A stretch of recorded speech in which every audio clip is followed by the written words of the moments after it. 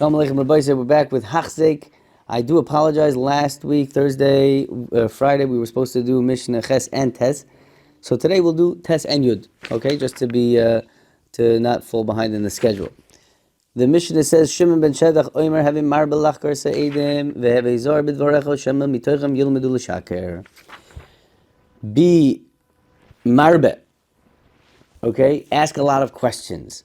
Again, we're talking about a dayan, and there's two people in front of him. One guy saying this, and the other guy saying that. One of them is definitely lying, and each one has a pair of edim supporting them. Okay, so having marbe lachkor eso edim, definitely ask them a lot of questions.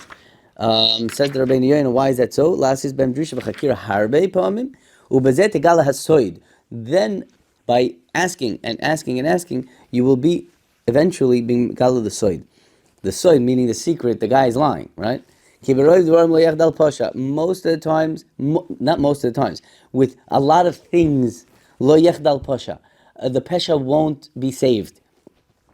Meaning, l'sheker ein raglaim. There is no feet for a lie. A lie will be revealed at the end. You're going to find out that the truth if they were meshaker. Because you're always questioning them. So they're always going to be on guard, and the more you do it, they will end up falling, okay? And then you're going to find out who's lying. Be careful with how you lead the conversation or the direction you're going. Don't talk too much. Just ask the questions.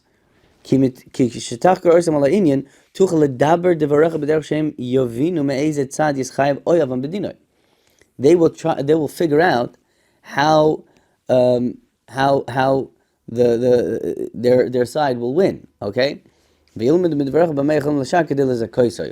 again, the oyhavam, they are the edim, the false edim of the person that they like. They are trying to help him win the case, right? And they're going to learn from you, you know what I'm saying, how to outsmart you, yeah, and continue their lie.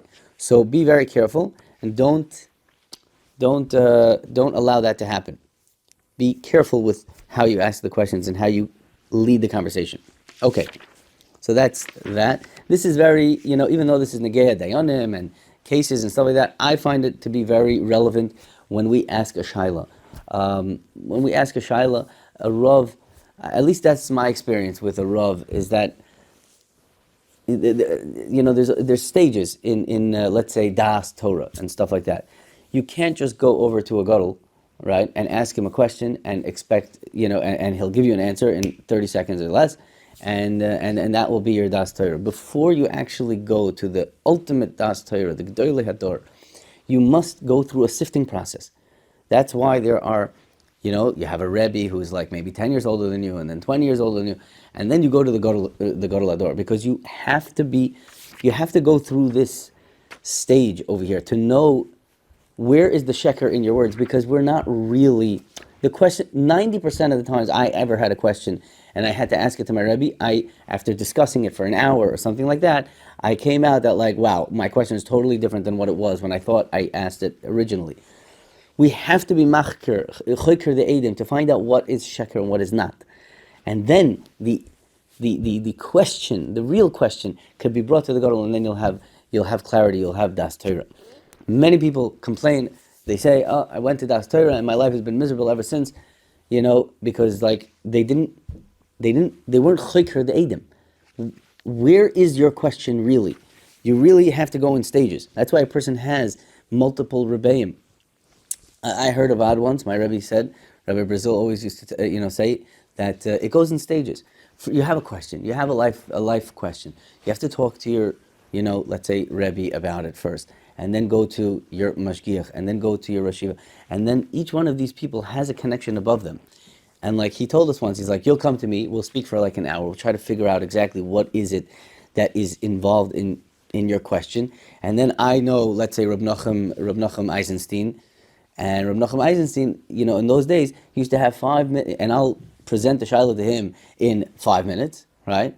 Took us an hour to discuss it. I'll present it to him in under 5 minutes.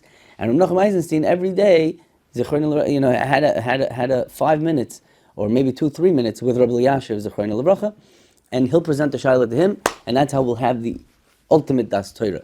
Because we have to figure out what is the shaila, and then we take that and we'll give it to the gadol.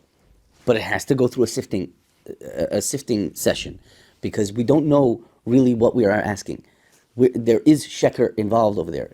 It's not clear, and it has to become clear. So that is a very interesting, statement from the Mishnah about Dayanim, but I think it's very relevant in a very simple sense for every person nowadays as well.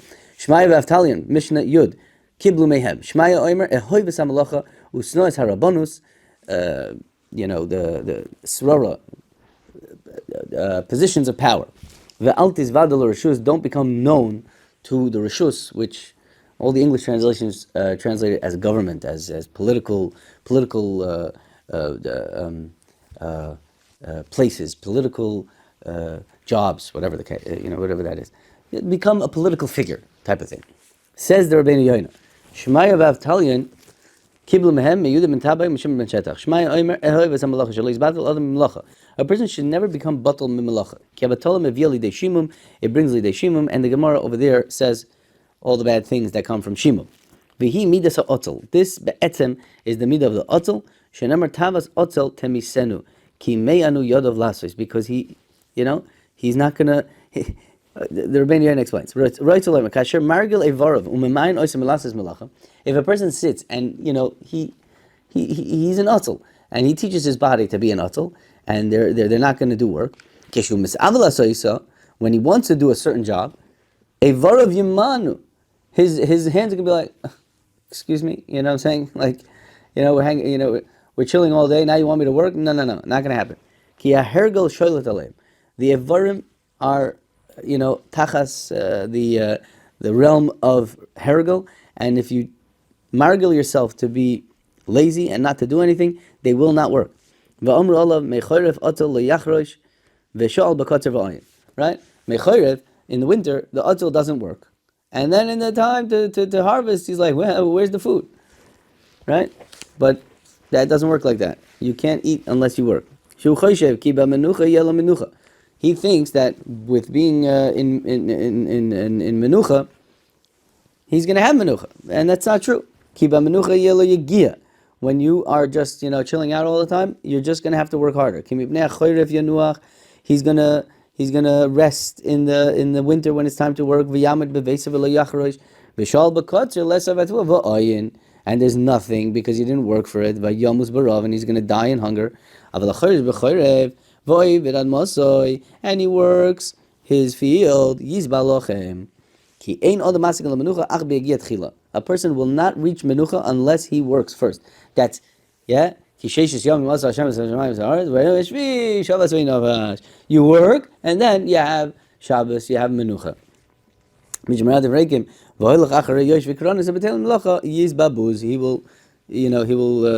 will have satiation from nothing, from booze, right? Usnos harabonus hate the political, involvement in no, sorry, that's the next one. That's tisvadel rishus. That's the next one. Usnos harabonus is positions of power. You gotta like to work. Positions of power mean you don't work anymore, right? You come to a new job, right? To a new company. So you work, customer service, salesman, stuff like that. You're working. You are working, and then all of a sudden you become a manager, and then you don't do anything. Then you just watch videos all day. You don't do anything. So that's a terrible thing because it's going to lead again to that terrible place called shimum. This is the mile of batlonim. They sit down and tell people what to do. They don't do anything. They will come to a death of oini. A person should be yasik b'melachta kol hayom.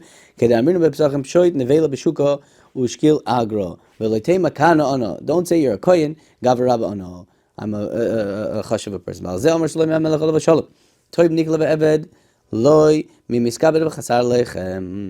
Again, you're gonna end up being poor, because when you don't work, you don't have what to eat. When you don't have yigia, you don't have menucha.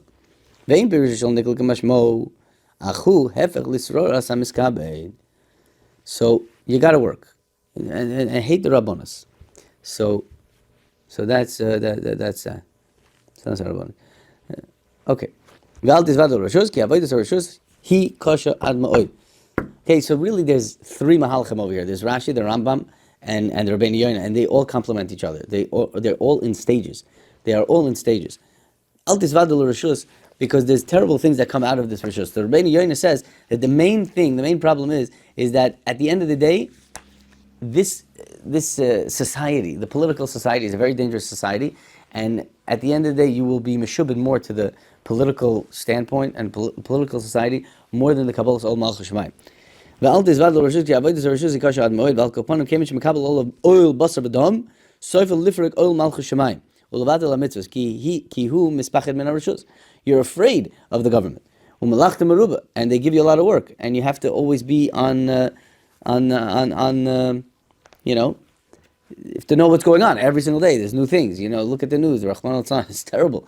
Every day there's a whole new story and a whole new thing. You got to be on the game, and like that becomes your bread and butter, and you forget about Ol Malchus Shemayim. V'yasim melechas Hashem remiya mipnei amlocha zois.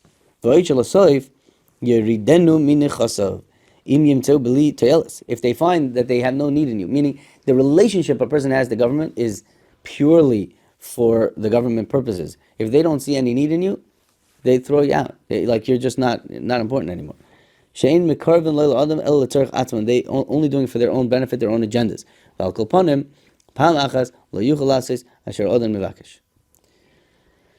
Right? So therefore, it's not a good place to be. Stay away from government issues. Don't become known. Right? Just stay a very pashtid and just do your own thing. We have our job, our avodas Hashem. Let's stick with that, and we'll be matzliach be'ez Hashem.